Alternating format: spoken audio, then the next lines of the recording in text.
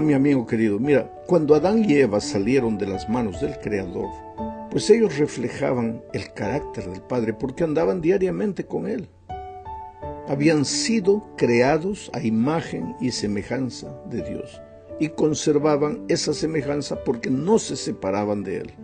Solo puede reflejar el carácter de Dios aquel que anda cada día con Dios. Infelizmente el pecado separó al hombre de Dios. Adán y Eva decidieron vivir la vida solos, escogieron su propio camino, creyeron que ese camino era lo mejor que había para ellos y sin embargo encontraron la muerte. Separados de Dios, Adán y Eva perdieron la semejanza con el Padre y se volvieron egoístas y mezquinos. El resultado de todo eso es la muerte lenta a la que estamos condenados. El ser humano desde la entrada del pecado nace para morir. Literalmente, mueren sus sueños, sus planes, su familia, se deteriora físicamente, en fin. Es que la vida, la verdadera vida se encuentra en Dios. Él es la fuente de la vida. Y separados de Dios, pues, solo podemos encontrar la muerte en todos los sentidos. Ahora, ¿hay solución para esta triste situación? Sí, claro que la hay. Y la solución es devolvernos a Dios, regresar a Él, volver a andar con Dios como lo hacían Adán y Eva al principio. Ahora, ese aprender a devolverse a Dios se llama mayordomía. Es el camino de regreso al Padre, es un camino de fe, porque no podemos verlo ni tocarlo, ni oírlo con nuestros oídos físicos, pero podemos andar con Él por la fe. Ahora, en ese sentido de andar con Dios, los discípulos tuvieron un privilegio singular. Ellos sí anduvieron con Cristo personalmente. La sierva de Dios dice al respecto, en el librito Camino a Cristo, lo siguiente: fue así que los primeros discípulos alcanzaron la semejanza con el amante Salvador. Estaban con Él en la casa, en la mesa, en el aposento particular, en el campo. Se unían a Él como los discípulos a su Maestro. Lo miraban como siervos a su Señor. Camino a Cristo, página 52. Pero los profetas y patriarcas en el Antiguo Testamento, y nosotros hoy, solo podemos andar con Dios por la fe. Ya no podemos tocarlo ni mirarlo como lo hacían los discípulos. Mira esta cita inspirada. Veía Enoc a Dios a su lado solamente por fe. Sabía que el Señor estaba allí y se adhería firmemente a los principios de la verdad. También nosotros debemos caminar con Dios. Cuando lo hagamos, nuestro rostro brillará con el resplandor de la presencia divina. Qué cita extraordinaria. Ahora viene la pregunta: ¿y cómo se anda con Dios por la fe? Porque la sierva del Señor dice que podemos andar con Él por la fe, haciendo tres cosas: estudiando la palabra de Dios todos los días, orando en todo tiempo y buscando a una persona y llevándola a Jesús. Por eso el autor de la lección presenta el buscar a Dios en primer lugar como un hábito de todo mayordomo fiel. El mayordomo sabio aprenderá a colocar a Dios en primer lugar, en todo, inclusive en sus actividades diarias. Al comenzar el día, él tiene que decirle: Señor, yo quiero andar contigo. Y para decir eso tiene que separar un determinado tiempo. Comenzar el día con Dios es garantía de una vida victoriosa. Observa este otro consejo del Espíritu de Profecía. Conságrate a Dios todas las mañanas. Haz de esto tu primer trabajo. Sea tu oración: tómame, oh Señor, como enteramente tuyo. Pongo todos mis planes a tus pies. Úsame hoy en tu servicio. Mora conmigo y sea toda mi obra hecha en ti. Este es un asunto diario. Cada mañana conságrate a Dios por ese día. Somete todos tus planes a Él para ponerlos en práctica o abandonarlos según te lo indicare su providencia. Sea puesta así tu vida en las manos de Dios y será cada vez más semejante a la de Cristo. Camino a Cristo, páginas 69 y 70. Entonces, la primera característica de un mayordomo es separar tiempo para Dios. ¿Para qué? Para orar, para estudiar la palabra de Dios. Ahora, Otra nota distintiva en la vida del mayordomo fiel es esperar la segunda venida. Esta es la segunda parte de nuestro comentario. Sabes, la venida de Cristo le da un sentido de urgencia a la vida del cristiano. Si tiene una misión en sus manos, la va a cumplir con urgencia. ¿Por qué? Porque cree en la segunda venida de Cristo. Jesús contó una parábola en Lucas 12. Es la parábola del siervo infiel que pensaba que como su señor demoraba en llegar, no llegaría nunca, y comenzó a administrar mal la autoridad y los bienes que su señor le había confiado. Pero el señor vino y lo encontró desprevenido, y el pobre pasó un mal momento. El mensaje de la parábola es clara: Jesús volverá. Quieras tú o no, estés preparado o no, cuando en la agenda divina se cumpla el día y la hora de la venida de Cristo, Él vendrá para recompensar a los justos. ¿Y quiénes son los justos? Sus mayordomos fieles, aquellos que aprendieron de nuevo a andar con Dios y que están reflejando su carácter. Por tanto, hoy estamos en el tiempo de espera, y este tiempo precioso, dice el Espíritu de Profecía, no debe ser gastado en devoción abstracta. ¿A qué se llama devoción abstracta? A la devoción que solo se limita a orar, estudiar la Biblia, ayunar, hacer vigilia, pero no incluye el salir y buscar a otro discípulo para Jesús. Es una devoción sin acción.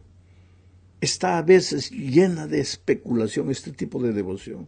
Especulación con relación a los eventos finales.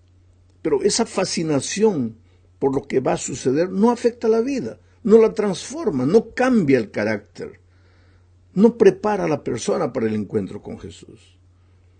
La vida del cristiano hoy debe ser una vida orientada hacia el más allá, no solamente a la esfera de esta vida. Por eso Pablo dice en Colosenses 3, 1 al 4, algo que me hace pensar y me sacude. Mira lo que dice: puesto que ustedes ya han resucitado con Cristo, busquen las cosas de arriba, donde está Cristo sentado a la derecha de Dios. Pongan la mira en las cosas del cielo y no en las de la tierra, porque ustedes ya han muerto y su vida está escondida con Cristo en Dios. Cuando Cristo, que es la vida de ustedes, se manifiesta, entonces también ustedes serán manifestados en Él, con Él en gloria. O sea, la segunda característica del mayordomo fiel es vivir en función de la venida de Cristo y no vivir en función de las cosas de esta tierra. Hoy más que nunca estamos más cerca de la venida de Cristo. No podemos decir va a venir en tal fecha, eso no podemos hacerlo, pero evidentemente estamos viviendo en los últimos tiempos. Otro buen hábito que deben desarrollar los mayordomos fieles es la sabia administración del tiempo.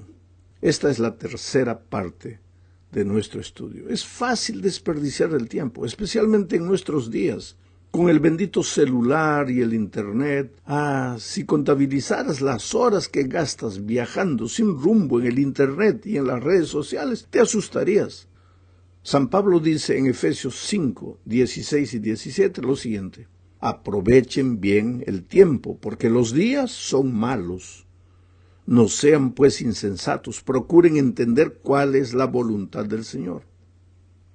Al mencionar los días malos, Pablo no se refiere solamente a los peligros de los tiempos de violencia, de inmoralidad que vivimos, sino a la fugacidad del tiempo.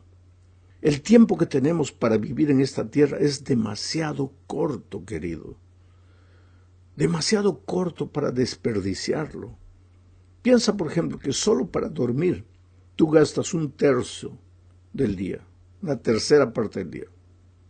O sea, 8 horas. Eso quiere decir que si vives 75 años habrás gastado 25 años durmiendo, solo durmiendo, sin hacer nada. Pero bueno, por lo menos dormir repone tus fuerzas. Pero ¿y el resto del tiempo que no se usa a veces con sabiduría, que se desperdicia? Entonces, finalmente, ¿cuánto tiempo te queda? Por eso la recomendación de Pablo es: aprovechen bien el tiempo. Y él acrecienta: procuren descubrir la voluntad del Señor. Yo creo que aquí está el secreto del tiempo bien aprovechado. Descubre cuál es la voluntad de Dios. Porque Dios tiene un plan para cada vida. Nadie vino al mundo sin un propósito. Te digo una cosa, mi amigo, la vida puede no ser la vida ideal que soñaste. Pero a pesar de las dificultades, adversidades y circunstancias problemáticas en las que puedas estar en este momento, el plan divino sigue en pie para tu vida. Trata de descubrirlo y entonces no podrás cruzarte de brazos ni vivir lamentándote. Santiago, hablando de la fugacidad del tiempo, dice en Santiago 4:4, si ni siquiera saben cómo será el día de mañana. ¿Y qué es la vida de ustedes? Es como la neblina que en un momento aparece y luego se evapora. Qué figura elocuente para mostrar la fugacidad de nuestro tiempo.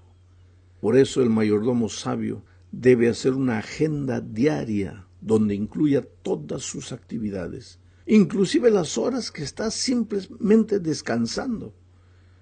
Esa agenda le ayudará a observar el tiempo desperdiciado y aprovechar mejor las oportunidades que la vida presenta, porque cuando Cristo venga tendremos que dar cuenta del tiempo que Él nos prestó y que tal vez nosotros lo usamos mal.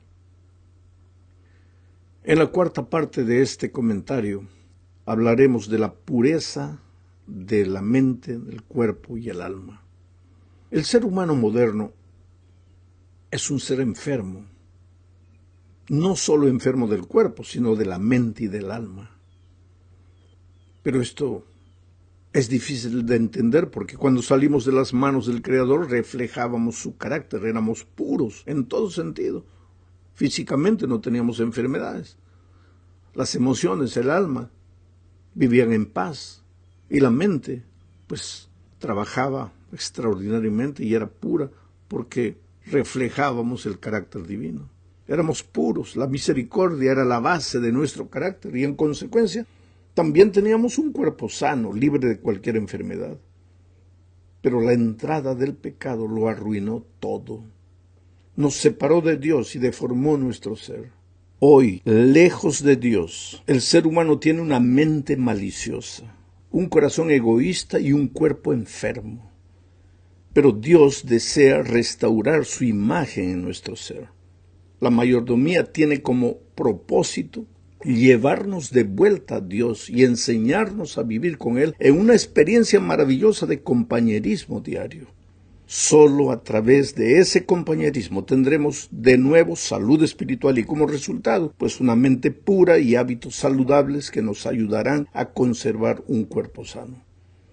La sierva de Dios nos habla de 8 remedios naturales que son el uso de la luz solar, el sabio uso del agua pura, el aire fresco, la alimentación saludable, el trabajo útil, el ejercicio físico, el reposo necesario, el equilibrio en todo y la confianza en Dios. Llegamos ahora al fin de este estudio, hablando del equilibrio, temperancia, autodisciplina o como tú lo quieras llamar. Yo le llamaría sabiduría y lo voy a explicar. La palabra griega para dominio propio o autodisciplina en griego es enkrateia. Pero Pablo en 2 a Timoteo capítulo 1 versículo 7 dice, porque no nos ha dado un espíritu de cobardía, sino de poder, de amor y de dominio propio. Y este es el único versículo de la Biblia donde la expresión dominio propio no es encrateia, sino sofronismos, e implica la capacidad de hacer lo que hay que hacer con una mente equilibrada y sana que no se desvía de los caminos de Dios. Esa mente equilibrada solo la puede dar Dios. Y la Biblia dice que si alguien tiene falta de sabiduría, debe pedírsela a Dios. Esa mente, sofronismos, puede ayudarnos a distinguir entre lo bueno y lo malo, a entender las situaciones más difíciles de la vida y soportar en forma tranquila y humilde las presiones y las distracciones que el diablo presente. Daniel procuró hacer lo correcto a pesar de que los leones se lo querían devorar o lo amenazaban, a diferencia de Sansón, que vive una vida de autocomplacencia. Daniel tuvo sofronismos, o sea, sabiduría para tomar decisiones. Sansón no. José procuró hacer lo que era correcto en la casa de Potifar, en contraste con Salomón, que adoró a otros dioses. José tuvo sofronismos, sabiduría para decidir. Salomón no. Pero es interesante porque cuando Dios se le presentó a Salomón y le ofreció que le daría lo que él pidiera, Salomón pidió sabiduría, en hebreo yokmah, lo que sería sofronismos en griego. Pero después Salomón lo perdió. Dios se lo dio al comienzo, pero él lo perdió. ¿Por qué? Porque se apartó de Dios, que es la fuente del verdadero dominio propio. Ahora observa esta cita inspirada. El mundo está entregado a la sensualidad. Abundan los errores y las fábulas. Se han multiplicado las trampas de Satanás para destruir a las almas. Todos los que deseen una santidad perfecta en el temor de Dios deben aprender las lecciones de temperancia y dominio propio. Los apetitos y las pasiones deben ser mantenidos sujetos a las facultades superiores de la mente. Esta disciplina propia es esencial para la fuerza mental y la percepción espiritual que nos han de capacitar para comprender y practicar las sagradas verdades de la palabra de Dios. Eso está en Deseado de todas las gentes, página 71. En resumen, querido, cuando salimos de las manos de Dios, reflejábamos el carácter de Dios, y ese carácter estaba presente en Adán y Eva porque ellos andaban con Dios. Se separaron, perdieron el carácter de Dios. Entraron a caminar en el camino de la muerte, se separaron de la vida. El carácter de ellos pasó a ser un remedo, una caricatura grotesca del carácter de Dios. Nosotros ya venimos al mundo así, egoístas por naturaleza. Nos convertimos, pero la naturaleza está dentro de nosotros. Nos bautizamos, aceptamos a Cristo, todo bien, pero la naturaleza está dentro de nosotros. Entonces, ¿qué tenemos que hacer? Tenemos que ir a Jesús. Tenemos que aprender a caminar de nuevo con Dios. ¿Y qué cosa es caminar con Dios? Tenemos que aprender a estudiar la Biblia todos los días, a orar todos los días y a buscar una persona para Cristo. Y cuando hacemos eso, estamos andando con Dios. Y cuando volvemos a andar con Dios, volvemos a reflejar su carácter. Por eso el mayordomo tiene características. Coloca a Dios en primer lugar para todo lo que hace. Vive en función de la venida de Cristo. Tiene un cuerpo, una mente sanos, puros. Tiene dominio propio, que no es simplemente hacer fuerza humana, porque eso sería humanismo. Es sabiduría, sofronismos, diferente de encrateia, que es hacer fuerza. Es sofronismos, es sabiduría.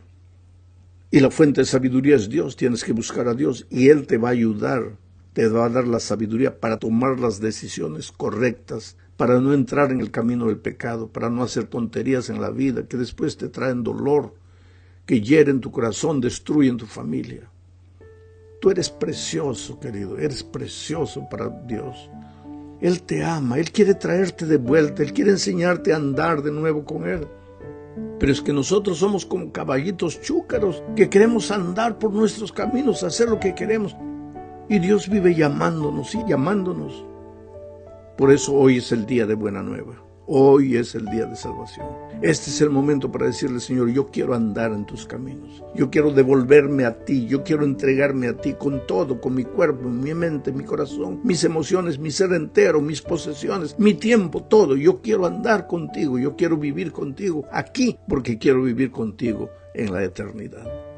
Que Dios te bendiga.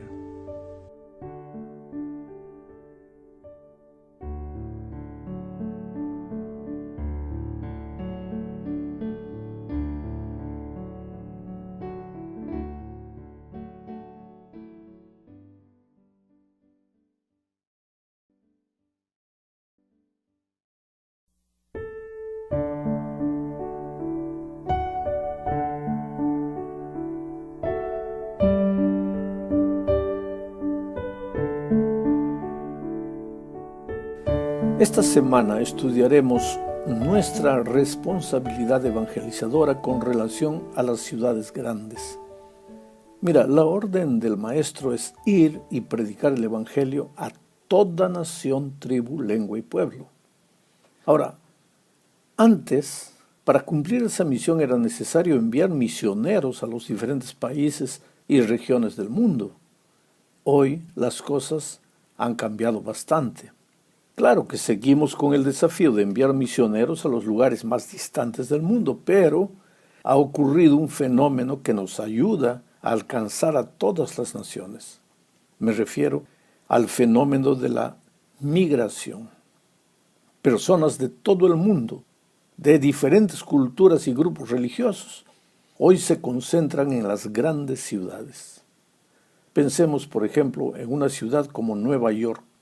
Hay italianos, muchos italianos, innumerables judíos, dominicanos, peruanos, brasileños, haitianos, jamaicanos, en fin. Lo mismo se podría decir de cualquier otra ciudad grande. Son ciudades cosmopolitas donde se concentran inmigrantes de diferentes países. Y nuestro deber es alcanzar con el Evangelio a todas las personas que viven en esos grandes centros urbanos. Ahora, ellos convertidos se transforman en el mejor instrumento para llevar el Evangelio al país, al lugar, a la familia de donde vienen. Ahora, necesitamos entender que la preocupación con la evangelización de las ciudades no empezó ahora, recientemente, en los últimos años, para la iglesia. Hagamos un poco de historia. Mira, la iglesia adventista nació en el campo. Somos originalmente una iglesia campesina. Los primeros adventistas fueron hombres y mujeres del campo. La primera iglesia adventista del séptimo día fue organizada en Washington, New Hampshire, en el campo. Hasta hoy existe ese pequeño templo de madera que puede ser visitado. Pero en aquellos tiempos Dios levantó a Elena de White como profetisa y consejera de su iglesia. Y ella ya en aquellos años, estoy hablando del siglo XIX, ella presentaba desafíos como estos. Por ejemplo, voy a leer una cita que está en el libro de Evangelismo, página 231. Millones en las ciudades pronto deberán decidirse. Las tinieblas espirituales que cubren la tierra actualmente se ven agravadas por los densos centros de población. Es en las ciudades de las naciones donde el obrero evangélico encuentra la mayor impenitencia y la mayor necesidad. Aquí está el desafío que ella presentaba a la iglesia en el siglo XIX, de salir del campo donde estaba a evangelizar las ciudades grandes. Otra cita que está en el libro de Evangelismo, página 265. Como pueblo necesitamos acelerar la obra en las ciudades. Esta obra ha sido actualizada por la falta de obreros, medios y espíritu de consagración. En este tiempo el pueblo de Dios necesita volver el corazón plenamente a Él, pues el fin de todas las cosas está cerca. Necesitan humillar sus mentes y estar atentos a la voluntad del Señor, trabajando con fervoroso deseo en aquello que Dios ha mostrado que debe ser hecho, a fin de amonestar a las ciudades con respecto a su ruina inminente. ¿Te das cuenta? Lo que Dios ha mostrado que debe ser hecho es justamente evangelizar las grandes ciudades. Estas dos citas que acabo de leer muestran la preocupación de la iglesia con la evangelización de las grandes ciudades. Y todo eso, como dije, fue escrito antes del año 1900. El problema es cómo cumplir esta misión. Pero la respuesta es simple. Sigamos el método de Cristo.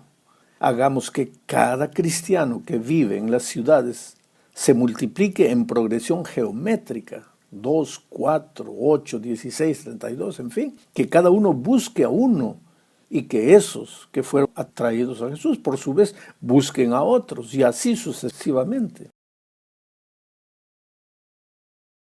En el capítulo 18 del libro de los Hechos encontramos la forma en que Pablo evangelizaba las ciudades grandes en sus días, y él seguía el método de Cristo. Veamos el caso de Corinto, por ejemplo. Por sus calles desfilaban griegos, romanos, africanos, judíos, en fin, era una ciudad cosmopolita, como decir Nueva York hoy día. Las más diversas tradiciones y culturas convergían en Corinto. De la cultura siria había llegado el culto a Melkart y Astaret. De Roma, los espectáculos sangrientos. Los frigios habían implantado la veneración a Cibeles, la madre de los dioses. Además, Corinto estaba consagrada a Afrodita. Quiere decir, una ciudad multicultural. A primera vista, el panorama no era promisorio a la predicación del Evangelio. Corinto estaba ubicada entre Oriente y Occidente. Los ciudadanos corintios vivían frecuentando las numerosas termas de aquellos días, teatros, basílicas. Y los intelectuales tenían acceso a escuelas filosóficas de renombre de aquellos días. ¿Cómo evangelizar a esta ciudad de Corinto? Bueno, ¿qué hacía Pablo? Ahí está en el capítulo 18 de Hechos. Se acercaba de las personas, conquistaba su amistad, se ganaba su confianza y después les decía, sígueme. Leamos, por ejemplo, Hechos 18, 1 al 3. Dice, después de esto Pablo salió de Atenas y se fue a Corinto.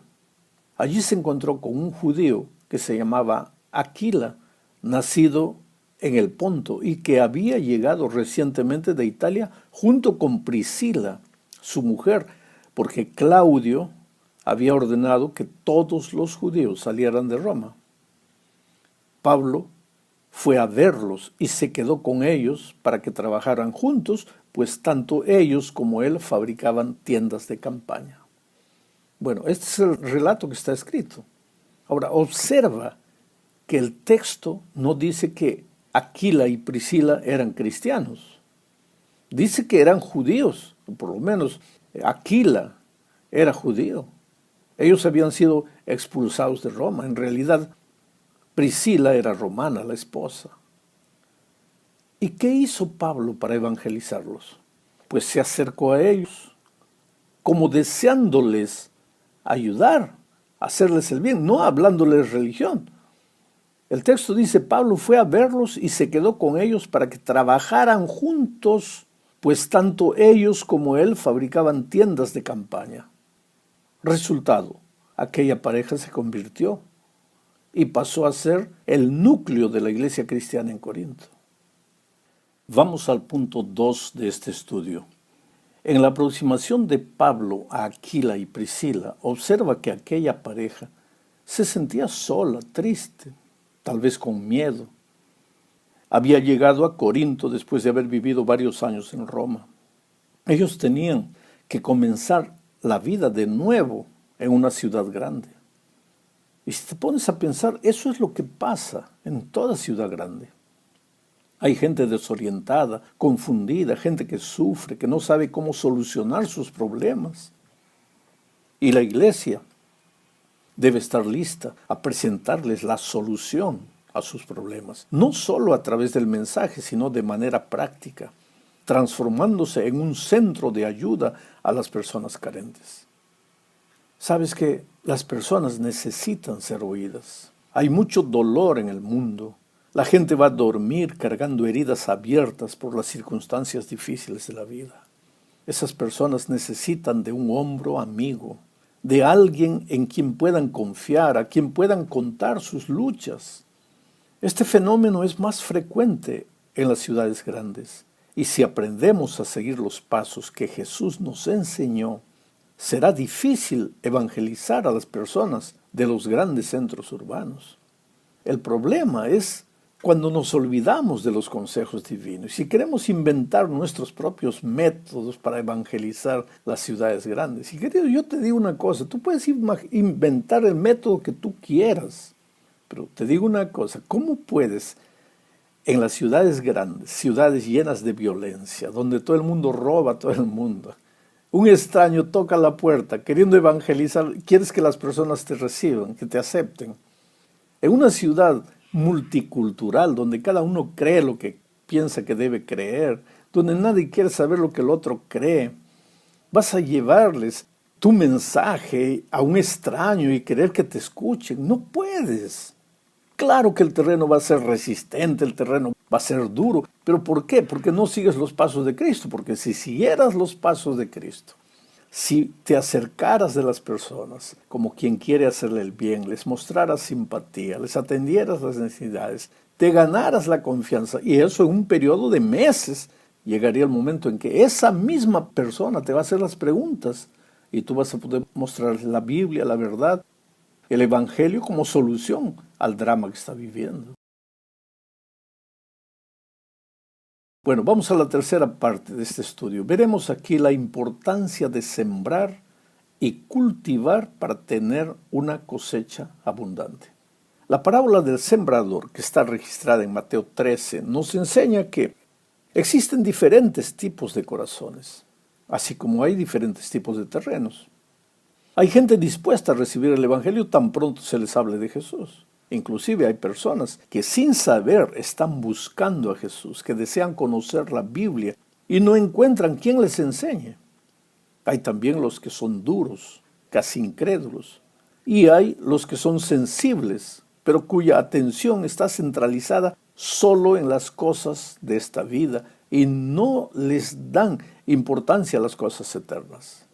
Sea cual sea el caso, todos necesitan de Jesús porque todos están perdidos. Por eso en Lucas 15 encontramos 3 tipos de gente perdida.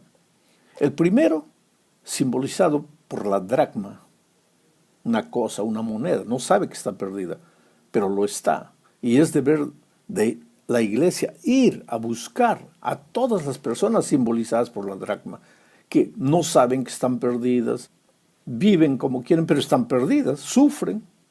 En segundo lugar están los simbolizados por la oveja. La oveja sí sabe que está perdida, aunque no sabe el camino, no conoce el camino para regresar. Pues el deber de la iglesia es mostrar el camino a estas personas. En tercer lugar están los simbolizados por el hijo pródigo. El hijo pródigo sabía que estaba perdido, conocía el camino de vuelta, pero le faltaba un estímulo, pues es deber de la iglesia también traer de vuelta a los que un día estuvieron con nosotros y hoy por algún motivo están lejos de Dios y lejos de la iglesia. Ahora, esos variados tipos de personas y de corazones viven en las grandes ciudades. ¿Cómo alcanzarlos? En todos los casos, el método de Cristo es el único que nos ayudará al acercarnos de las personas para traerlas a Jesús. Nadie resiste a la atracción del amor. Pablo pregunta en Romanos 2:4, ¿no te das cuenta que menosprecias la benignidad, la tolerancia y la paciencia de Dios? ¿Y que ignoras que su benignidad busca llevarte al arrepentimiento?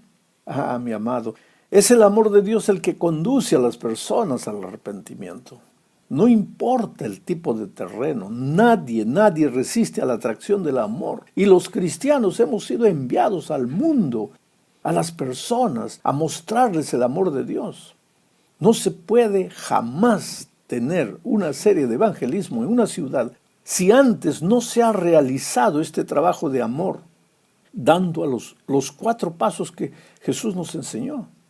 Asimismo, después de la siembra, es necesario el periodo de cultivo, en el que la iglesia debe continuar el trabajo de siembra para finalmente tener la cosecha. La siembra no consiste necesariamente en encuestas, en trabajos de investigación. Esas cosas ayudan, pero no son la verdadera siembra. La verdadera siembra es conquistar el corazón de las personas. Y el cultivo consiste en seguir dando los pasos que Jesús nos enseñó. Vamos a la cuarta parte. Aquí se enfatiza el trabajo personal. Juan capítulo 15, versículos 12 y 13 dice: Este es mi mandamiento, que se amen unos a otros, como yo los he amado. Nadie tiene mayor amor que este, que es el poner su vida por sus amigos. Enfatizo la palabra amigos. Aquí Jesús habla de la amistad. Ya vimos que las personas solo siguen a quienes les conquistaron el corazón. Y ganarse la confianza de una persona lleva tiempo. Si quieres traer personas para Jesús, necesitas entender que la obra es personal. Tú eres un instrumento al servicio de Dios. Es Dios el que toca los corazones y convence de pecado. Pero tú eres el instrumento que va a buscar a la persona y mostrarle el amor de Dios. Por lo tanto, si deseas tener éxito, primero ora. Después escoge a la persona que deseas traer a Jesús. Y después empieza a orar por ella todos los días. No te canses de hacerlo. Cuando hagas esto, sucederán dos cosas. Primero, al mismo tiempo que el Espíritu va trabajando en el corazón de la persona, tú irás creciendo en tu experiencia espiritual. La oración te mantiene en comunión con Jesús. Después que hayas hecho, presta atención a los consejos divinos. Sabes que hay abundantes consejos en el espíritu de profecía afirmando que la misión de traer personas para Él es algo simple y sin complicaciones, pero es personal. Para empezar, voy a leer la cita de Evangelismo, página 238. Dice, la comisión divina no necesita reforma. Coloca bien esto en la cabeza. La comisión divina no necesita reforma. La manera que Cristo tiene de presentar la verdad no puede mejorarse. Preservad la sencillez de la piedad. Me impresionan las palabras sencillez y piedad. Nada de complicaciones, ni sofisticaciones. La manera como Jesús se aproximaba de las personas era simple y tenía éxito. Que si en los tiempos de Cristo existían mentes racionalistas, incrédulas y sofisticadas, claro que sí. Llámale a la incredulidad como quieras. Mentes cerradas al Evangelio existieron siempre. Eso no es patrimonio de nuestros días. Ya en sus tiempos Jesús decía lo que está registrado en Mateo 13, versículos 13 al 15. Por eso les hablo por parábolas, porque viendo no ven y oyendo no oyen, ni entienden. De manera que se cumple en ellos la profecía de Isaías que dijo, de oídos oiréis y no entenderéis, y viendo veréis y no percibiréis, porque el corazón de este pueblo se ha engrosado, y con los oídos oyen pesadamente y han cerrado sus ojos, para que no vean con los ojos y oigan con los oídos, y con el corazón entiendan y se conviertan, y yo los sane. Yo te pregunto, ¿no tenían esos hombres mentes y corazones endurecidos? ¿No eran racionalistas, agnósticos, ateos de aquellos tiempos? Pero el Señor tuvo éxito en su misión evangelizadora. ¿Por qué? Porque se aproximaba de las personas de un modo tal que nadie podía resistir. ¿Cómo lo hacía? Pues ya estudiamos los pasos a lo largo de este trimestre. Recuérdate y aplica lo que hemos estudiado. Llegamos al fin y deseo terminar leyendo una cita de la sierva de Dios. Está en Ministerio Médico, página 403. No hay cambio en los mensajes que Dios ha enviado en el pasado. La obra en las ciudades es la obra esencial para este tiempo. Cuando se trabaje en las ciudades como Dios desea, el resultado será la puesta en operación de un poderoso movimiento tal cual nunca se ha visto. ¿Sabes lo que la sierva del Señor está diciendo? Cuando cada miembro de la iglesia asuma su responsabilidad misionera de buscar una persona, aproximarse de ella siguiendo los pasos de Cristo, hablando de la Sagrada Escritura y trayéndolo a Jesús, sucederá un movimiento en la iglesia tal cual nunca se ha visto. Este será el fuerte pregón. La misión será terminada, el Evangelio será dado a conocer no solamente por la palabra, sino por la vida de su pueblo. No solamente por la teoría del Evangelio, sino por la manera simple, piedosa, llena de amor con que los miembros de iglesia se acercan de las personas, no para convencerlas de una religión simplemente, sino para traerlas al reino de Dios, para sacarlas del dolor, del sufrimiento y traerlas a los brazos de Jesús, donde encontrarán paz. Nuestra misión es grande, querido, pero cuando digo nuestra misión estoy hablando de mi misión, tu misión. Que Dios te bendiga ricamente.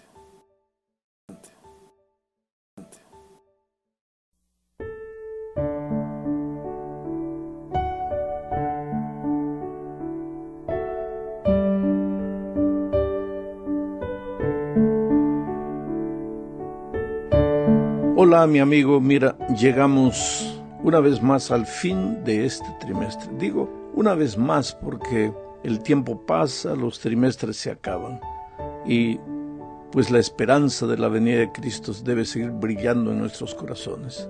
Desde que eran niños siempre llegaba el 13º sábado. Yo pensé cuando entré a la obra que en mi tiempo vendría Cristo. Me estoy haciendo viejo y Jesús no viene. Pero llegamos al fin de este trimestre, hablando de los resultados de la mayordomía. ¿Qué es mayordomía? Es devolvernos a Dios. Ya dijimos varias veces a lo largo de este trimestre que el pecado hizo, infelizmente, separación entre Dios y nosotros. Fuimos creados cuando salimos de las manos de Dios, reflejábamos su carácter y vivíamos con Él, una experiencia maravillosa de comunión, de compañerismo diario. Sin embargo, el pecado pues nos separó de Él. El pecado es la atrevida actitud humana de escoger el propio camino creyendo que es lo mejor. En hebreo hay 5 palabras para definir al pecado. Una de ellas es la palabra agón, que significa literalmente desviarse del camino, abandonar, perder el camino, extraviarse. Y tú sabes que el camino es Jesús. Él dijo un día, yo soy el camino. Por lo tanto, apartarse del camino es apartarse de Jesús. Es administrar la vida como si fuera nuestra vida cuando la recibimos solamente prestada de Dios. El resultado de esa actitud rebelde es la muerte, porque aunque creamos que podemos vivir solos, aunque pensemos que podemos hacer lo que mejor nos parezca, la verdad es que no sabemos vivir y solo nos creamos problemas. Piensa, por ejemplo, en Eva. Cuando ella decidió comer del fruto, ¿creía que iba a morir? No, claro que no. Creyó que iba a ser semejante a Dios. Y sin embargo ya puedes ver los resultados hasta hoy. Y delante de todo esto, ¿qué es la mayordomía? Simplemente el devolverse a Dios, el regresar a Dios, andar de nuevo en sus caminos, seguirle, reconocer que la vida no es nuestra, sino que la tenemos prestada de Él y que debemos administrarla siguiendo sus instrucciones. ¿Y cuál es el resultado de ese devolverse a Dios? Pues ese es el tema de esta semana. El primer resultado, lo primero que aparece en la vida de aquel que se devuelve a Dios es la piedad. ¿Y por qué piedad? Porque al andar con Dios el carácter del Creador se refleja nuevamente en la vida de sus hijos. Y la base del carácter divino es el amor, la piedad, la misericordia, que son la misma cosa. Juan declara que Dios es amor. Entonces, si nos devolvemos al amor, si nos devolvemos a la piedad que es Dios, pues reflejaremos también su piedad, su misericordia, su amor. Este asunto de la piedad es muy interesante. ¿Sabes? En el Antiguo Testamento generalmente se entiende la piedad como sinónimo de la misericordia de parte de Dios para con el hombre pecador.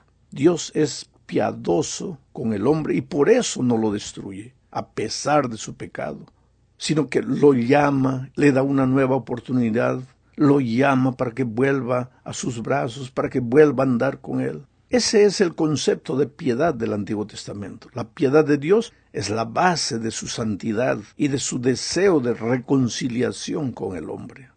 Sin embargo, en el Nuevo Testamento, especialmente en las epístolas de Pablo, la piedad ya tiene un segundo significado, que es la devoción del hombre hacia Dios. O sea, ahora el hombre refleja la piedad de Dios. El hombre que anda en sus caminos. O sea que el amor de Dios brilla nuevamente en el corazón del converso y lo lleva a andar en sus caminos y a hacer su voluntad.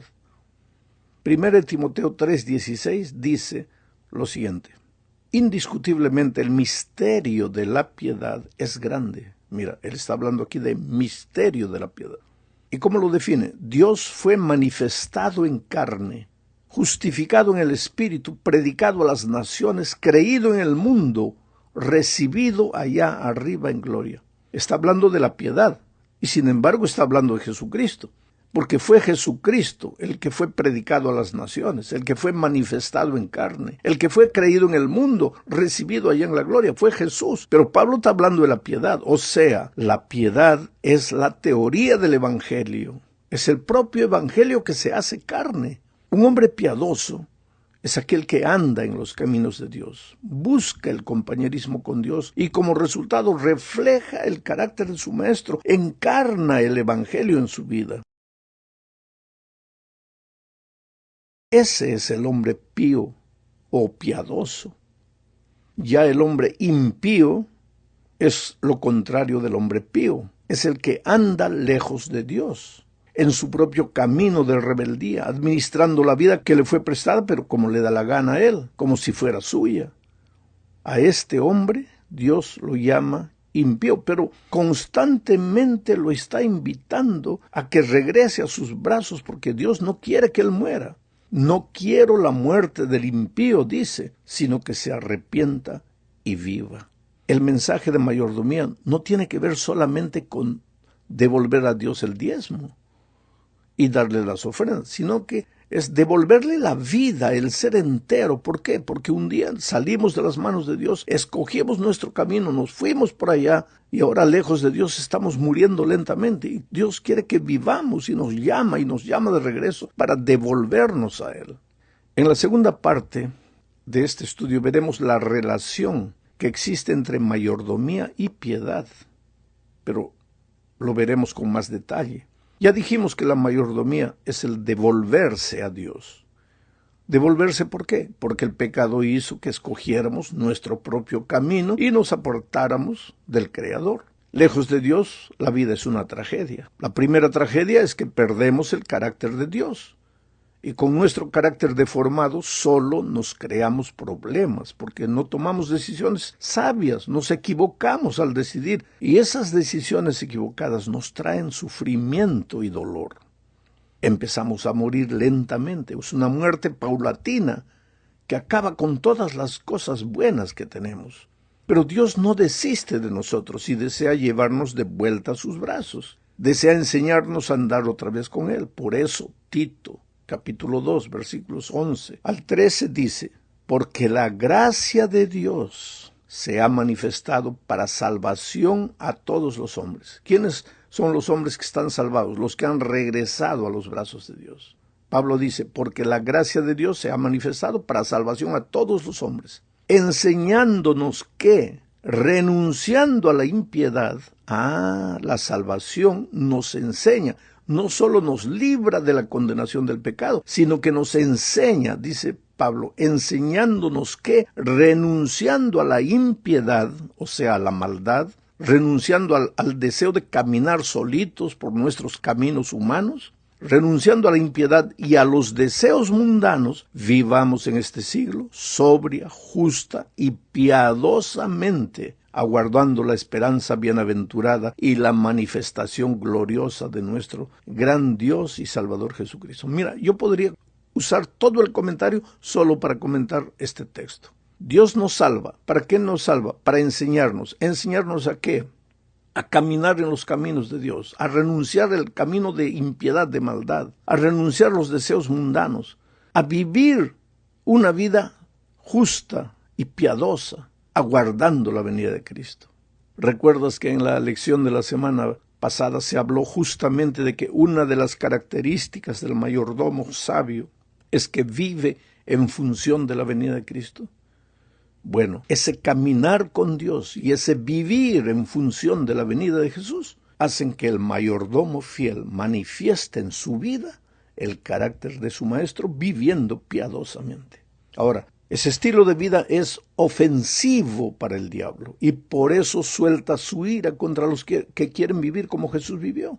Y ese fue el caso de Job. El diablo fue con todo encima de él. Le quitó las cosas, los hijos, el dinero, la salud, en fin. Pero a pesar de eso, Job fue fiel. Yo sé en quién he creído, dijo, y sé que me levantará del polvo.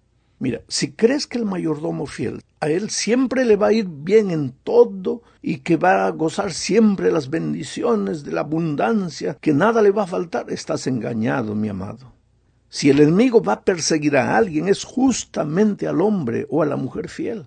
Ahora te vas a preguntar entonces, ¿cuál es la ventaja de ser fiel? Ah, mi amado, escucha una cosa. No se es fiel por ventaja. Eso es humano y egoísta. Así piensan los que viven lejos de Dios en sus propios caminos. Se es fiel por lealtad. Suceda lo que suceda, pero Dios nunca, eso sí, nunca abandona a sus hijos. Y a Job finalmente le devolvió todo en doble.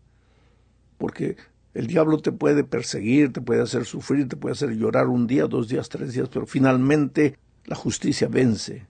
Dios se manifiesta poderoso en la vida del hijo fiel. Vamos a la tercera parte. Estudiemos ahora sobre el contentamiento. Leamos lo que dice Pablo en Filipenses capítulo 4, versículos 11 y 12. No lo digo porque tenga escasez, pues he aprendido a contentarme, cualquiera sea mi situación. Sé vivir humildemente y sé tener abundancia.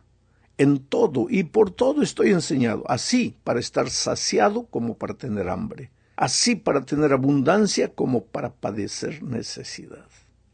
Si te das cuenta, el raciocinio de Pablo es interesantísimo. Él no dice que el cristiano debe ser pobre, pero tampoco dice que debe ser rico. Lo que dice es que el mayordomo fiel debe aprender a ser feliz cuando tiene abundancia, como Job antes de perder todo, o como Job después de perder todo. Quiere decir, el cristiano siempre debe estar agradecido, contento y fiel a Dios, sabiendo que lo que le sucede es la voluntad divina. Ser feliz para el cristiano no depende de lo que tiene o de lo que no tiene, sino de a quién tiene. Y si tienes a Jesús en el corazón, aprenderás a ser feliz en medio de la pobreza o en medio de la riqueza y de la abundancia. Mira, si los negocios o las finanzas te van bien, alaba a Dios. Sé fiel a Dios devolviéndole lo que es de Él y siendo generoso con la misión de la iglesia. Y después, como dice Pablo, aprende a tener abundancia. Sé feliz en medio de la abundancia. Pero, ¿y si pierdes todo y no tienes nada? Sé feliz en medio de la pobreza. Pero te digo una cosa, cuando pienses en ser generoso con la misión de la iglesia, cuidado, lee este texto. Primera de Timoteo capítulo 6, versículo 3 al 6. Si alguno enseña otra cosa y no se conforma a las sanas palabras de nuestro Señor Jesucristo y a la doctrina que es conforme a la piedad, esa persona, dice, está envanecido, no sabe nada y delira acerca de cuestiones y contiendas de palabras, de las cuales nacen envidias, pleitos, blasfemias, malas sospechas, disputas necias de hombres, corruptos de entendimiento y privados de la verdad, que toman la piedad como fuente de ganancia. Apártate de los tales.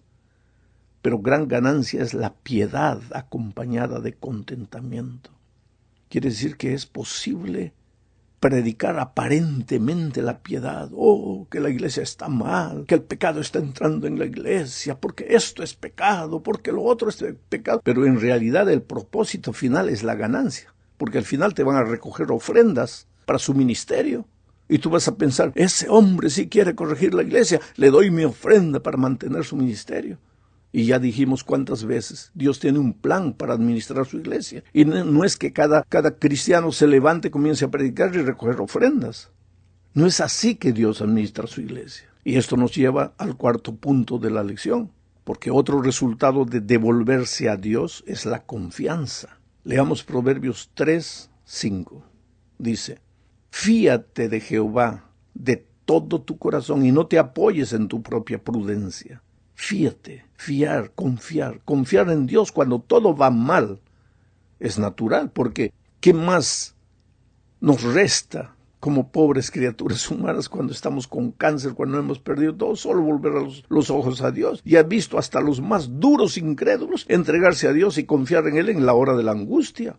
Pero confiar en Dios cuando todo está bajo nuestro control, aparentemente, eso no es fácil, porque creemos que tenemos condiciones de resolver las cuestiones solos. Pero el mayordomo fiel aprenderá a entregar su camino al Señor en todo momento y circunstancia. Y la mejor manera de hacerlo es prestar atención a sus enseñanzas que pueden ser encontradas en las Sagradas Escrituras.